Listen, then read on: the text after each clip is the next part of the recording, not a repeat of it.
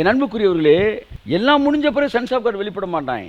எல்லாத்தையும் முடிக்கிறதுக்கு sons of God வெளிப்படுவான். கரங்களை தட்டி கர்த்தருக்கு நன்றி சொல்லுவோம். ஆமென். என் அன்புக்குரியவர்களே, ஆகவே சன்ஸ் ஆஃப் காட் என்பவர்கள் உலக சரித்திரத்தின் அத்தியாயத்தில் கடைசியாக வெளிப்படுகிறவர்கள். ஆக உலகம் முடிய போகிறது என்பதை நீங்கள் படிப்பீர்கள் என்றால் சன்ஸ் ஆஃப் காட் வெளிப்பட போகிறார்கள் என்பதை நீங்கள் படித்துதான் ஆக வேண்டும். கடைசி நாட்கள்ல மரணம் அழிக்கப்பட்டுச்சுன்னா மரணத்தோட நாக்காகிய வியாதி இருக்காது, நாக்காகிய பஞ்சம் இருக்காது, எல்லாம் அழிக்கப்படும். இதையெல்லாம் மேனிஃபெஸ்ட் பண்ண போறவன், பெர்ஃபார்ம் பண்ண போறவன் கடைசி நாள் வெளிப்பட போகிற தேவனுடைய புத்திரர்கள்.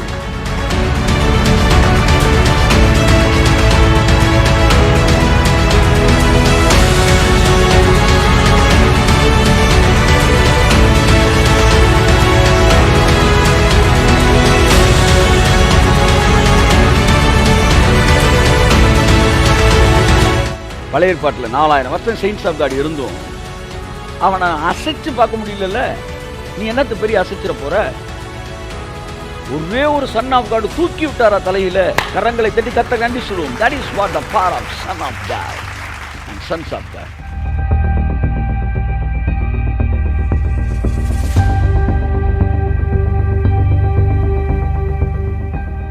ஹல்லேலூயா. இயேசு கிறிஸ்துவின் நாமத்தினால் மறுபடியும் நான் உங்களை வரவேற்கிறேன்.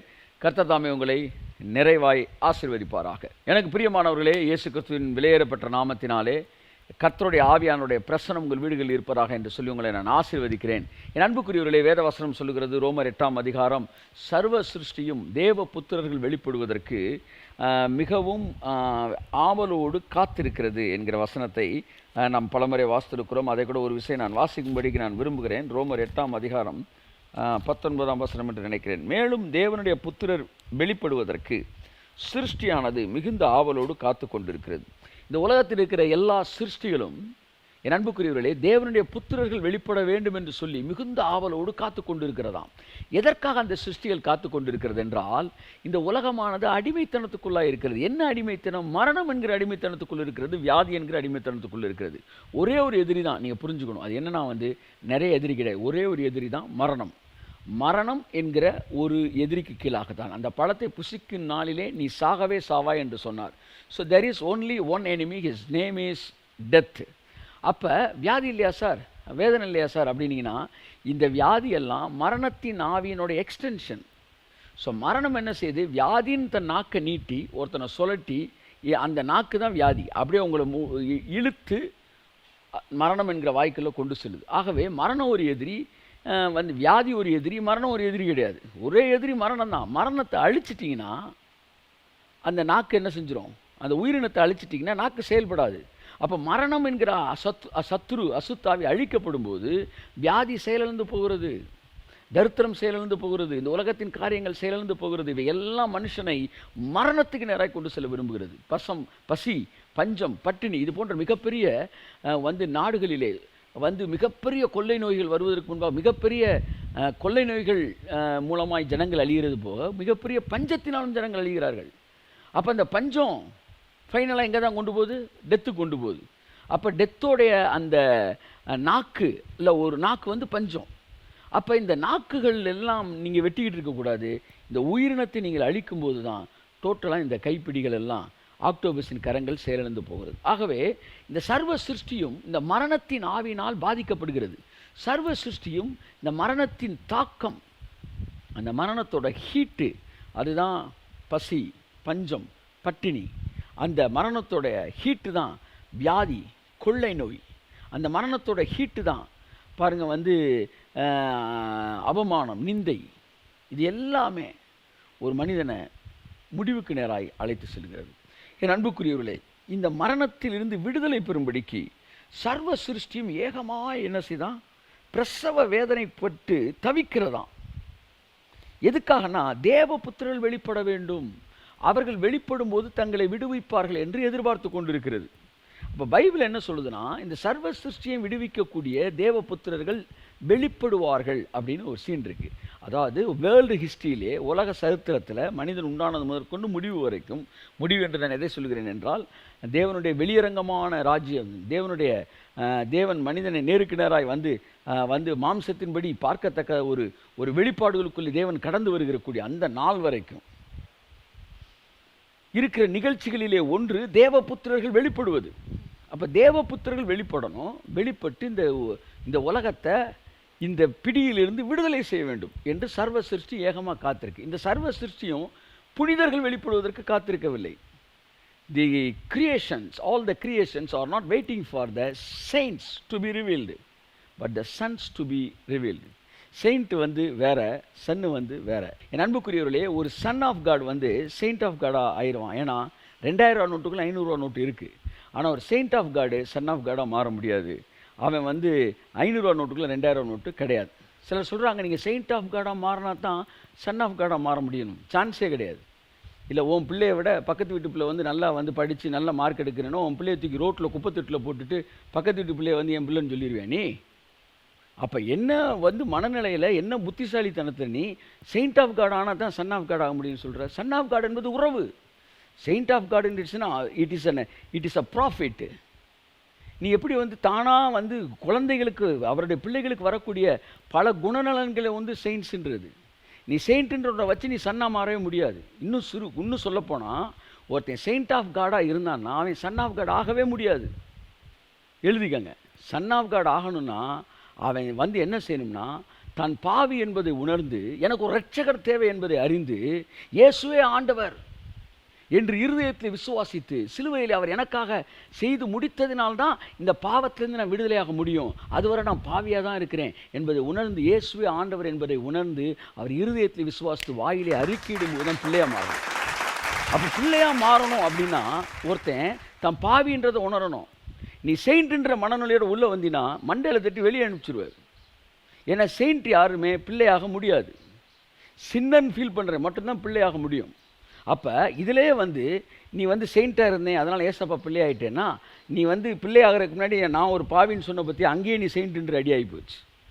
ஸோ பிள்ளையாயிட்டேன். பிள்ளையானதுக்கப்புறம் அவரோடு இருக்கிற அவருடைய வித்து உனக்குள்ளே வந்தபடினா நீ பரிசுத்தவானாக மாறுற. அப்போ இந்த செயின்ட் ஆஃப் காட்ன்றது ஒரு ஸ்பான்டேனியஸ் ரியாக்ஷன். 1:31 நினைக்கிறேன் கடைசி வசனம் சொல்லுகிறது, அவரே இயேசுவே அவரே கர்த்தரால் நமக்கு ஞானமானார், நீதியானார், பரிசுத்தமானார். அப்போ பரிசுத்தம் என்பது இயேசு பிதாவுக்கு பிள்ளையாக மாறுறதுனால அந்த இயேசுவினால் உங்களுக்கு கிடைக்கிற இலவச ஈவு பரிசுத்தமாகுதல் உங்களுக்கு கிடைக்கும் பலன். It's a profit. அப்போ ஒரு சன் ஆஃப் காடு செயின்ட் ஆஃப் காடாக மாறிடுவான்.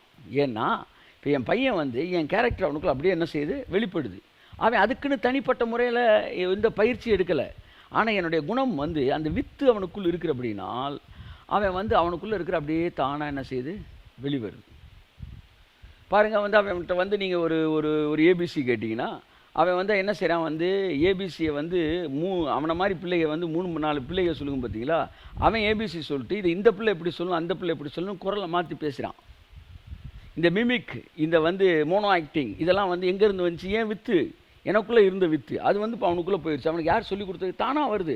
அப்படி தான் பரிசுத்தம் என்பது தேவனுடைய வித்து. கரங்களை தட்டி கர்த்தருக்கு நன்றி சொல்லுவோம். அப்போ நான் பரிசுத்தர் ஆகையால் நீங்களும் பரிசுத்தராயிருங்கள் என்கிற வார்த்தையின் அர்த்தம் என்னவென்றால், நீ வந்து என்கிட்ட வந்து ஜபம் வாங்குறதுக்காக ஜபத்துக்கு பதில் வாங்குறதுக்காண்டி பரிசுத்தமாகாத, இல்லை வந்து நீ என்னை வந்து தகப்பனாக ஏற்றுக்கொள்றதுக்காண்டி பரிசுத்தமான தகப்பனாயிரலாம் என் பிள்ளையாயிரலாம் நினைக்காத, அல்லது வந்து ஒரு பிசாசின் கிரியை ஜெயிக்கிறதுக்கு நீ பரிசுத்தமாக நினைக்காத.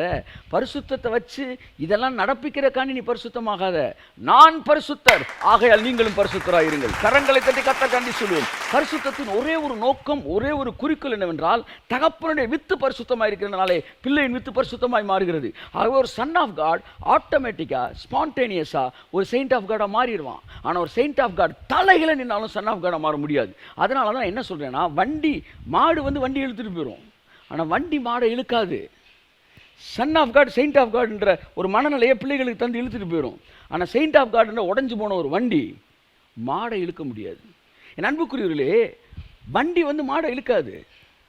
ஸோ இவர்கள் செயல்களை பேசி கொண்டிருக்கிறார்கள், நாம் வேதம் வித்தை பற்றி பேசி கொண்டிருக்கிறது. சர்வ சிருஷ்டியும் புத்திரர்கள் வெளிப்படுவதற்கு காத்திருக்கிறது. எதற்காக? இந்த அடிமைத்தனத்திலிருந்து தங்களை விடுவிக்க வேண்டும் என்பதற்காக. ஓகே, என் அன்புக்குரியவர்களே, எல்லாரும் என்ன சொல்கிறாங்க, இந்த சம்பவம் இயேசு கிறிஸ்து வந்த பிறகு, பூமியெல்லாம் 1000 வருஷ அரசு வந்த பிறகு வந்து இதெல்லாம் நடக்கணும். இதெல்லாம் வந்து இயேசு வந்த பிறகு எதுலேருந்து நீங்கள் விடுவிக்க போகிறீங்க? இந்த உலகமே விடுவிக்கப்பட்டு கம்ப்ளீட்டாக இருக்கிறப்ப தேவபுத்திரனுக்கு என்ன வேலை? இப்படி தான் சன்ஸ் ஆஃப் காட் கடைசி நேரத்தில் வந்து இயேசு எல்லாத்தையும் முடித்த பிறகு வெளியே வருவாங்களா? என் அன்புக்குரியவர்களே, எல்லாம் முடிஞ்ச பிறகு சன்ஸ் ஆஃப் காட் வெளிப்பட மாட்டாங்க. எல்லாத்தையும் முடிக்கிறதுக்கு சன்ஸ் ஆஃப் காட் வெளிப்படுவாங்க. கரங்களை தட்டி கர்த்தருக்கு நன்றி சொல்லுவோம். ஆமென். மறுபடியும் சொல்லுகிறேன், எல்லாம் முடிந்த பிறகு சன்ஸ் ஆஃப் காட் வெளிப்பட மாட்டாங்க. எல்லாத்தையும் முடிப்பதற்காக சன்ஸ் ஆஃப் காட் வெளிப்படுவார்கள். என் அன்புக்குரியவர்களே, ஆகவே சன்ஸ் ஆஃப் காட் என்பவர்கள் உலக சரித்திரத்தின் அத்தியாயத்தில் கடைசியாக வெளிப்படுகிறவர்கள். ஆக உலகம் முடிய போகிறது என்பதை நீங்கள் படிப்பீர்கள் என்றால் சன்ஸ் ஆஃப் காட் வெளிப்பட போகிறார்கள் என்பதை நீங்கள் படித்துதான் ஆக வேண்டும். ஒன்றை புரிந்து கொள்ள வேண்டும். ஏனென்றால் சன்ஸ் ஆஃப் காட் என்பது இந்த உலகத்துக்கு முன்பாக பரிகரிக்கப்படும் கடைசி சத்துரு மரணம். பரிகரிக்கப்படும் கடைசி சத்துரு யாரா? மரணம். அப்ப சிலுவையில் இயேசு என்ன செஞ்சாரு? மரணத்தின் அதிபதியாகிய பிசாசை தன்னுடைய மரணத்தினால் அழித்தார். அப்ப அங்க அழிச்சதுக்கும் இங்க அழிக்கிறதுக்கு என்ன வித்தியாசம்? பைபிள் தெளிவா சொல்லுது, உங்கள் சத்துருக்களை பாதபடி ஆக்கி போடும் வரைக்கும் நீர் என் வலது பார்சத்தில் அமர்ந்துரும். ஒரு சத்துருவை ஜெயிக்கிறது வேற, அவனை பாதபடி ஆக்குறது வேற. நன்றாக நீங்கள் புரிந்து கொள்ள வேண்டும். பாருங்க, எதிரிகளை போய் அடிச்சுட்டு என்ன செய்யறான்? வந்து சவுல் வந்து எதிரிகளை ஜெயிச்சிட்டான். ராஜா பிடிச்சிட்டு வந்திருக்கிறான், அமலேக்கிய ராஜாவை. ஆனால் அவன் என்ன செய்யலை? வெட்டலை. அவன் அரெஸ்ட் ஆகிட்டான், ஆனால் என்ன செய்யலை? வெட்டலை. அப்போ சாமுவேல் கேட்குறான், வந்து ஏன்பா இந்த மாதிரி அமலேக்கியில் வந்து எல்லாரும் கொண்டேன்ற இந்த வந்து சவுலை பார்த்து கேட்குறான், இந்த ஆடு மாடெல்லாம் இருக்கே அப்படின்னு. ஐயா வந்து வந்துங்கயா, நான் இந்த ஆடு மாடை வந்து பழி செலுத்துறதுக்கு வச்சேன். நான் உன்னை என்னையா சொன்னேன்? நான் உன்ட்ட என்ன சொன்னேன்? நான் உன்னை எல்லாத்தையும் அழிச்சிருந்தேன். அதுக்கப்புறம் என்ன நீ புதுசாக பேசிக்கிட்டு இருக்கிற? இல்லை, நல்லதுக்காக தான் செஞ்சேன், நல்லதுக்காக தான். நான் சொன்னது மீறி உனக்கு என்ன நல்லதுக்கு? இனிமே உன் ராஜ்ய பரம் உன்ட்ட இருக்காதுடா அப்படின்ற சொன்ன உடனே சவுல் வந்து ஐயா மன்னிச்சுக்கன்றான். உடனே சாமுவேலுக்கு பேசிகிட்டு இருக்கான். இவங்க ரெண்டு பேரும் இப்படி பேசிக்கிட்டு இருந்தே பார்த்தோன்னே அந்த மாட்டிட்டு ஒருத்தன் வந்து நிற்கிறான் பாரு ராஜா. அவனுக்கு சிரிப்பு வருது. ஆஹா, இவங்களுக்குள்ளே பஞ்சாயத்து ஆகி போச்சுடா. அப்போ வந்து நமக்கு ஒன்றும் நடக்காதுன்னு அவன் நினச்சிக்கிட்டு இருக்கிறான். உடனே வேகமாக வந்து சாமுவேல் என்ன செய்கிறான்? தீர்க்கதரிசி எடுறா அந்த கத்தி அப்படின்றான். எடுத்து அவனை இழுத்துட்டு வந்து காலுக்குள்ள போட்டு ஒரே வெட்டு சத்துருவை வெட்டுறான். பாருங்க, சவுல் என்ன செஞ்சான்? அவனை ஜெயிச்சான். ஆனால் சாமுவேல் அவனை சங்காரம் பண்ணான். ஸோ எதிரிய ரெண்டு டீலிங் இருக்கு. ஒன்று, சிலுவையில் அவர் ஜெயித்தார், நாம் அதை பாதபடி ஆக்கி போடத்தக்கதாக அவர் வலது பார்சத்தில் அமர்ந்திருக்கிறார். பிதா நமக்கு அவனை பாதபடி ஆக்கி போடுகிறார். பாதபடி ஆக்கி போவது என்பது ஜட்ஜ்மெண்ட் அவன் மேல் செலுத்துவது. இயேசு கிறிஸ்து ஜட்ஜ்மெண்ட்டை எழுதிட்டார், ஐபிசி கோடு எழுதிட்டார். இப்போ கோடு எழுதுனா அது கீழ்ப்படிஞ்சு தான் ஆகணும். அது கீழ்ப்படிஞ்சிருச்சு. அப்போவே கீழ்ப்படிஞ்சிருச்சுன்னா சிலுவையில் முடிந்ததுன்றப்ப ஊரை விட்டு போயிருக்கணும். அவன் ஊரை விட்டு உடனே போயிருந்தானா அவனுக்கு பேர் பிசாசே கிடையாது. அவன் அதுக்கப்புறம் இருக்கிறான் பாருங்க, அதனால தான் அவனுக்கு பேர் பிசாசு. நிறைய பேர் சொல்லுவாங்க, ஏசு தான் முடிச்சிட்டார்ல, பிசாசு ஏன் போக மாட்டேன்றான்? போக மாட்டான்ல. ஏன்னா அவன் பிசாசு. இப்படிலாம் சட்டத்தை மதிக்கிறவனா இருந்தால் அவனுக்கு பேர் பிசாசே கிடையாது. அப்போ என்ன செய்யணும்? சட்டத்தை மதிக்காவிட்டால் என்ன நடக்கும்ன்றதை அவனுக்கு காட்டணும். ஆமாம், சட்டத்தை மதிக்காவிட்டால் என்ன நடக்கும் என்பதை அவனுக்கு காட்ட வேண்டும். அதற்காக தான் புத்திரர்கள் வெளிப்படுகிறார்கள். அப்போ புத்திரர்கள் வெளிப்படும்போது என்ன நடக்குன்னா, மரணத்தின் பிடியிலிருந்து ஜனங்களை விடுவிக்கிறார்கள். இதெல்லாம் முடிஞ்சதுக்கு அப்புறம் தான் நீங்க சொல்ற வந்து வருக அது இது எல்லாம் நடக்கும். கடைசி நாட்களிலே வேதம் என்ன சொல்லுது? என்னுடைய ஆவியை எல்லோர் மீதும் ஊற்றுவேன், மாம்சமான யாவர் மீதும் கடைசி நாட்கள் ஆவியை ஊற்றுவேன். அப்ப யார் இங்க ஃபுல்லா வெளிப்படுறா? தேவன் வெளிப்படுறார். கடைசி நாட்கள் என்ற உடனே பாருங்க, சிலருக்கு நாரி போன காரியங்களை பேசத்தான் தெரியும். ஆனால் பைபிள் கடைசி நாட்களிலே தம்முடைய ஆவியை மாம்சமான யாவர் மீது ஊற்றுவேன், அப்பொழுது உங்கள் குமாரரும் குமாரத்திகளும் தீர்க்க தரிசனம் சொல்வார்கள், உங்களுடைய முதியவர்கள் சொப்பனங்களை காண்பார்கள், கடைசி நாட்களின் ஊழியக்காரன் மீது ஊழியக்காரிகள் மீது என் ஆவியை நான் ஊற்றுவேன். இதெல்லாம் கண்டப்படாத உங்களுக்கு? பரிகரிக்கப்படும் கடைசி சத்துரு மரணம், அது கண்டப்படாத உங்களுக்கு? கடைசி நாட்களில் மரணம் அழிக்கப்பட்டுச்சுன்னா மரணத்தோட நாக்காகிய வியாதி இருக்காது, நாக்காகிய பஞ்சம் இருக்காது, எல்லாம் அழிக்கப்படும். இதையெல்லாம் மேனிஃபெஸ்ட் பண்ண போறவன், பெர்ஃபார்ம் பண்ண போறவன் கடைசி நாள் வெளிப்பட போகிற தேவனுடைய புத்திரர்கள். One of the greatest event in the end time is revealing of the sons of God. தேவ புத்திரர்கள் வெளிப்படுவதுதான் மிக முக்கியமான ஒரு சம்பவம். இருக்கிற சம்பவத்தில் பெரிய சம்பவம். அந்த சம்பவம் வந்து அவர்கள் வெளிப்பட்டு இந்த பூமியை விடுதலைக்குள்ளாக்கின பிறகுதான் அலங்கரிக்கப்பட்ட மணவாட்டியை தான் வந்து திருமணம் புரிவதற்காக கர்த்தராகிய இயேசு கிறிஸ்து வந்து என்ன செய்கிறார்? வருகிறார். அப்போ கருகிப்போன உலகத்தை பார்க்கறதுக்கு இல்லை, அலங்கரிக்கப்பட்ட உலகத்தை, மனுக்குலத்தினால், எந்த மனுக்குலத்தினால் இந்த உலகம் பாவத்துக்குள்ளாகினதோ, பிரச்சனைக்குள்ளாகிதோ, அதே மனுக்குலத்தை கொண்டு மறுபடியும் இந்த பூமியை எடுத்துக்கட்ட பிதா திட்டமிட்டார். கரங்களை தட்டி கர்த்தருக்கு நன்றி சொல்லுவோம். அதன் விளைவாக தான் தன் சொந்த குமாரனை மனுஷனா இந்த பூமிக்கு அனுப்பினார். அடிமையின் ரூம் எடுக்க வைத்தார். அவர் நினைச்சிருந்தார்னா ஓவர் நைட்டு பிசாசை தூக்கி விட்டுருக்கலாம். பிசாசுக்கு லா கிடையாது, ஆனால் தேவனுக்கு லா இருக்கு. கரங்களை தட்டி கர்த்தர் நன்றி சொல்லுவோம். ஆமென். அவர் பாருங்க, இப்போ என்னுடைய ஷர்ட் ஒருத்தன், என் ஃப்ரெண்டு ஒருத்தனுக்கு கொடுத்தேன், ஒரு புது ஷர்ட்டு, நல்ல ஷர்ட்டு, இந்த வச்சுக்காப்பான்ட்டு. சரி, நான் ரொம்ப விரும்புகிறேன், நல்லா இருக்குன்னு சொன்னேன். சரி, நீ வச்சுக்கான்னு அவன் போட்டான். ஒரு வாரம் கழிச்சு அவன் ஃப்ரெண்டு ஒருத்தன் என்னை பார்க்க வந்தவன் என் ஷர்ட்டை போட்டு வரான். இது நம்ம ஷர்ட்டு மாதிரி இருக்கேன்னு யோசித்தேன், ஏன்னா ரொம்ப எனக்கு பிடிச்ச ஷர்ட்டு. உடனே போனதுக்கப்புறம் கேட்டேன், என்னப்பா இது, நான் உனக்கு கொடுத்த ஷர்ட்டு தானே? ஆமாம், நீங்கள் எனக்கு கொடுத்தீங்க. நான் உனக்கு தானே கொடுத்தீங்க, நான் அவனுக்கு கொடுத்துட்டேன் அப்படின்றான். இப்போ இவனுக்கு கொடுத்த பிறகு இவன் வந்து அவனுக்கு கொடுத்துட்டான்னா நான் போய் அவன்கிட்ட அந்த சட்டையை என்ன செய்ய முடியாது? வாங்க முடியாது. வாங்கினேன்னா அது வந்து ஒரு நல்ல பழக்கம் கிடையாது, அது வந்து ஒரு நீதியானதும் கிடையாது. அவன் சொல்லுவான், சட்டையை ஓன்ட்டேருந்து நான் வாங்கல, நீ எதுக்கு பேன்ட்டேருந்து வாங்குற? நான் இவனுக்கு கொடுத்தேன், இவன் அவனுக்கு கொடுத்துட்டான். அப்போ திரும்ப நான் வாங்கணும்னா இவனை வச்சு தான் வாங்கணும். கையை தட்டுக்கு ஒரு காமெண்ட். தேவன் ஆதாம்கிட்ட மனுஷன்கிட்ட கொடுத்தாரு, மனுஷன் பிசாஸ்கிட்ட கொடுத்துட்டான். இப்போ பிசாஸ்டன் தேவன் என்ன செய்ய போகிறது? முடியாது, வாங்க முடியாது. அப்போ பிசாஸ்டன் திரும்ப வாங்கினா மனுஷன் தான் வாங்கணும். கையை தட்டே ஒரு ஆமென். Price God. உலக சரித்திரத்தை ஒட்டுமொத்தத்தில் 2 வரிகளில் உங்களுக்கு சொல்லிவிட்டேன். பிதா வருவார், எல்லாத்தையும் மாற்றுவார் என்று சொல்லுகிற கட்டு கதைகளுக்கு உங்கள் செவிகளை சாய்க்காதிருங்கள். ஆமேன், ஆமேன், ஆமேன், ஆமேன். இந்த உலகத்தை மக்கள் சொல்கிற மாதிரி வேப்பமர உச்சியிலே பேய் ஒன்று ஆடுதுன்னு விளையாட போகும்போது சொல்லி வைப்பாங்க, அந்த வேலையற்ற வீணர்களின் வந்து மூளையற்ற வார்த்தைகளை வேடிக்கையாக கூட நீ நம்பிவிடாதே. ஒரு நாள் கடவுள் வருவார், எல்லாம் நடந்துரும் அப்படின்னு அவன் சொல்லுவான். கேட்காத. அவர் எதுக்கு காத்திருக்காராம் சொல்லுங்க? பைபிள் சொல்லுது, சத்துருக்களை பாதபடியாக்கி போடும் வரைக்கும் உட்காருங்கன்னு சொல்லியிருக்கார் பிதா. அப்போ எந்திரிக்க மாட்டார் இயேசு. நீ என்ன வருவார் என்று அவர் இடத்த விட்டு எந்திரிக்க மாட்டார். ஏன் அங்கே உட்கார்ந்துருக்கிறாரு? நீ பாதபடியாக்கி போடுறா, நீ பாதபடியாக்கி போடும் வரைக்கும் அவர் அமர்ந்திருப்பார். இவன் சொல்லி இது வந்து பிசாசு என்ன செய்வான்? அப்போ அவனுக்கு ஒன்று தெரிஞ்சிருச்சு சார், இவங்க எல்லாம் ஜெயிக்க ஆரம்பிச்சிட்டாங்கன்னா இயேசு வந்துடுவார். கைத்தட்டுங்க ஒரு ஆமென். அப்போ இயேசு வரணும்னா புத்திரர்கள் எந்திரிச்சு பூமி ஆளணும். பூமி ஆளுகை செஞ்சுட்டாருன்னா இயேசுனார் களத்தில் இறங்கிடுவார். அதனால் இவனை வந்து என்ன செய்யணும்னா, இவனை இயேசுவை வரவிடாமல் பண்ணணும்னா இவனை வந்து என்ன செய்யணும்? வேலை பார்க்க விடாமல் பண்ணணும். இவன்ட்டு என்ன சொல்லணும்? இங்கே பாருப்பா, நீ எதையும் செய்யாத, அவர் வந்தோடனே எல்லாம் செய்வார். இவன் அவர் வருவார்னு உட்காந்துக்கிட்டு இருக்கான், இவன் வேலை பார்ப்பான்னு உட்காந்துக்கிட்டு இருக்கான். இப்படி ஏமாற்றி 2 குரூப்கிட்ட தனித்தனியாக பேசினான் பிசாசு. தனித்தனியாக பேசி பிதாவை தெரிஞ்சிருச்சு, இவன் வந்து கடைசி சத்துரு வரைக்கும் பாதபடியாக்குனா தான் அவர் வருவார் அப்படின்ற அவனுக்கு தெரிஞ்சிருச்சு. அப்போ இவனை போய் அவர் வந்தால் தான் எல்லாம் சரியாகும், அவர் வந்தால் தான் சரியாகும், அது வரைக்கும் இந்த உலகம் இப்படி தான் இருக்கும்னு பல பிரசங்கங்களை பண்ண வச்சுட்டான். அந்த வேலையற்ற வீணர்களின் மூளையற்ற வார்த்தைகளை வேடிக்கையாக கூட நீ நம்பிவிடாதே. நீயும் நான் உறங்கும் வரைக்கும் இந்த உலகம் உறங்கி கொண்டு தான் இருக்கும். கடவுளுடைய வல்லமையை புரிந்து கொண்டவர்களாக இந்த பூமியை மாற்ற வேண்டும் அழைக்கப்பட்டிருக்கிறோம்.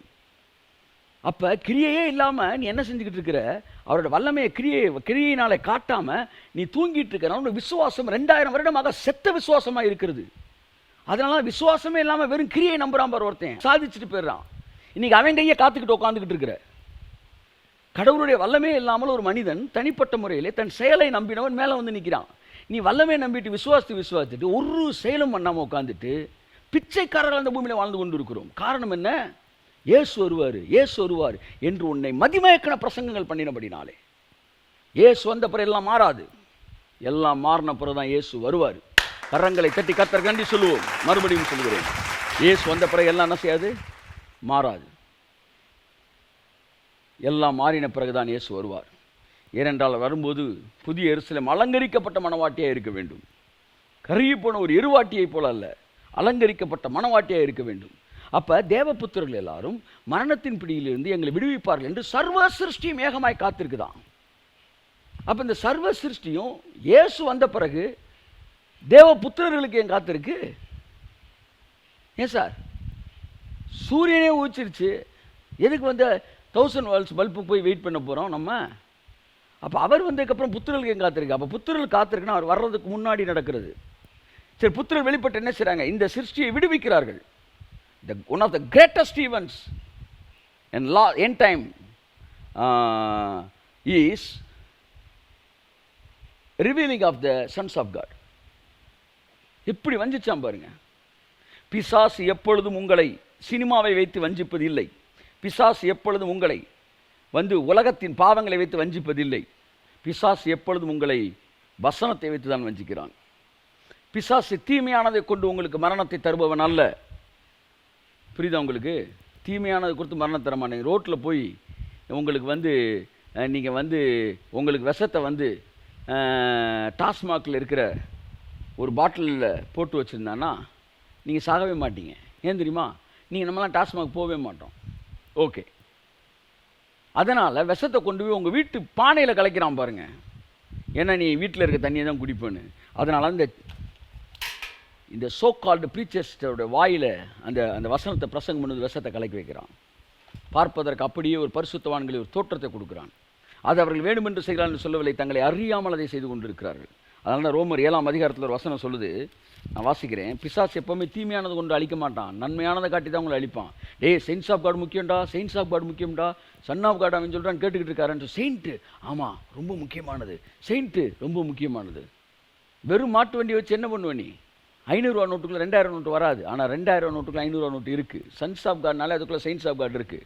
ஆனால் பிசாஸ் விவரமாக வந்து செயின்ஸ் ஆஃப் காட்னு அப்படி ஹோலினஸ் ஒரு சென்சிட்டிவ் இஷ்யூ வச்சு மக்களை டிவியேட் பண்ணுறான். உங்களை எப்படி காலி பண்ணுறான்னா, பைபிள் சொல்லுது, இப்படி இருக்க நன்மையானது எனக்கு மரணமாயிற்றோ. நன்மை எனக்கு மரணமாகுமா? ஆகாது. அப்படி அல்ல, பாவமே எனக்கு மரணமாயிற்று.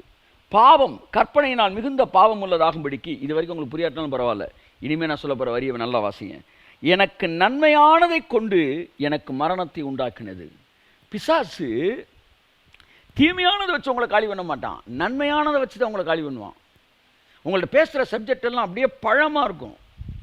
அந்த பழம் மாதிரி சப்ஜெக்டை வச்சு தான் உன்னை கொல்லுவான். இத்தனை வருஷமாக செயின்ஸுன்னு பேசி தான் இன்னைக்கு கொதறி போய் விழுந்த கதையில் இருக்கிறோம். ஆனால் தேவனோ இந்த பூமிக்கு வரும்போது செயின்ஸை உருவாக்க வரவில்லை, சன்ஸை உருவாக்க வந்தார். கரங்களை தட்டி கர்த்தருக்கு நன்றி சொல்லுவோம். ஆமென். புரிந்து கொள்ளுங்கள், the purpose of Christ first coming is not to make the saints of God, but to make the sons of God. எவ்வளோ பெரிய தேவை! எதுக்கு சன்ஸ் ஆஃப் காட் தேவை? ஏனென்றால் அவர்கள் தான் அதிகாரம் பெற்றவர்கள். இந்த பூமியில் வந்து சார், இந்த பூமியில் வந்து நீங்கள் ஒரு வேலை பண்ணணும், ஒரு மாற்றத்தை ஏற்படுத்தணும்னா முதலாவது இந்த பூமிக்கு சொந்தக்காரராக நீங்கள் மாற வேண்டும். அப்போ இந்த பூமியில் செயின்ஸ் என்பவர்கள் வருவார்கள், வாழ்வார்கள், ஏதோ 4 பேருக்கு நல்லது செய்வார்கள், அப்படியே போயிடுவாங்க. பிசா சொல்கிறான், வாப்பா வாப்பா வாப்பா வாப்பா டீயை குடிப்பா, அப்படியே வாழ்ந்துட்டியா, அப்படியே செத்துட்டியா, போய்கிட்டே இரு. செயின்ஸ் ஆஃப் காட்னால பிசாசுக்கு ஒரு பிரச்சனையும் கிடையாது. எத்தனையோ செயின்ஸ் வந்தாங்க, தின்னாங்க, சாப்பிட்டாங்க, தூங்கினாங்க, போயிட்டாங்க. ஆனால் sons of God, they have the legal rights to possess the land, to change the earth planet, to transform this earth. அதனால தான் பிசாஸ் என்ன செய்கிறான், சன்ஸ் ஆஃப் காடுக்கு பயப்படுறான். அதனால தான் அவங்க எல்லாரையுமே செயின்ஸ் ஆஃப் காட்ன்ற ஒரு ஏரியாவுக்கு திருப்பி விட்டுட்டு சன் ஆஃப் காடு மட்டும் யாரும் வராமல் பார்த்துக்கிறான். பழைய ஏற்பாட்டில் 4000 வருஷம் செயின்ஸ் ஆஃப் காடு இருந்தும் அவனை அசைச்சு பார்க்க முடியல. நீ என்னத்தை பெரிய அசைச்சிட போகிற? ஒரே ஒரு சன் ஆஃப் காடு தூக்கி விட்டாரா தலையில். கரங்களை தட்டி கத்த கண்டி சொல்லுவோம். That is what the power of son of God, sons of God. அப்போ லேண்டில் அவன் உட்காந்துருக்கிறான். ஒருத்தர் நல்ல ட்ரெஸ்ஸு போட்டு கிளம்பியிருப்பா, நல்ல மனுஷன் அப்படி, இல்லாட்டி நல்ல ஒரு வேட்டி ஈட்டி கட்டி நல்ல ஒரு கடாமீசை வச்சு, தம்பி எடுத்த விட்டு போயிருப்பான்னு சொல்லி, நீ யாரியா? இல்லை நான் பார்த்தா தெரில, நல்ல வேட்டி சட்டெல்லாம் கட்டியிருக்க, அதுக்காண்டி நான் வெளியே போக முடியுமா? நீ வந்து ஒழுக்கமான உண்மையானவனா, பரிசுத்தவன், அதுக்காண்டி வெளியே போக முடியுமா? நான் அதுக்கெல்லாம் எனக்கு முக்கியம் கிடையாது. உனக்கும் இந்த லேண்டுக்கு என்ன சம்பந்தம்? நீ இந்த லேண்ட் ஓனரோட பிள்ளையா? கையை தட்டு வருது அவருக்கு. ஆமென். அப்புறமேட்டு பிள்ளை வர்றாரு. இவர் பிள்ளை வர்றவர் சாதாரண ஒரு கைலியை கட்டிட்டு ஒரு டிஷர்ட்டோடு வர்றாரு, இல்லை ஒரு ஷார்ட்ஸை போட்டு டிஷர்ட்டோடு வர்றாரு. இன்னொருத்தர் வந்து நல்லா அயன் பண்ண வேட்டியை கட்டிட்டு நல்லா வந்து வெள்ளை பல 10 செயின் அப்படியே தொங்க போட்டு நிற்கிறாரு. இந்த உட்காந்துருக்கிற அந்த என்க்ரோச் பண்ண அந்த இடத்த ஆக்கிரமித்த அந்த மனுஷன் யாருக்கு பயப்படுவான்னு சொல்லுங்கள்? நல்லா பலன்னு சங்கிலியை போட்டு நிற்கிற வந்து வழிபோக்கனுக்கா, அல்லது ரொம்ப பலபலன்னு இல்லாட்டினா கூட லீகல் ரைட்ஸோடு இருக்கானே அந்த ஓனரோட பையன், அவனுக்கு பயப்படுவானா? பையனுக்கு தான் பயப்படுவான். ஏன்னா அவன் அவுட்லுக்கு பிசாசோட தலைமுடி ஒன்றையும் பிடிங்கிறது, தலைமுடி ஒன்று கூட அவனுக்கு கீழே விழாது.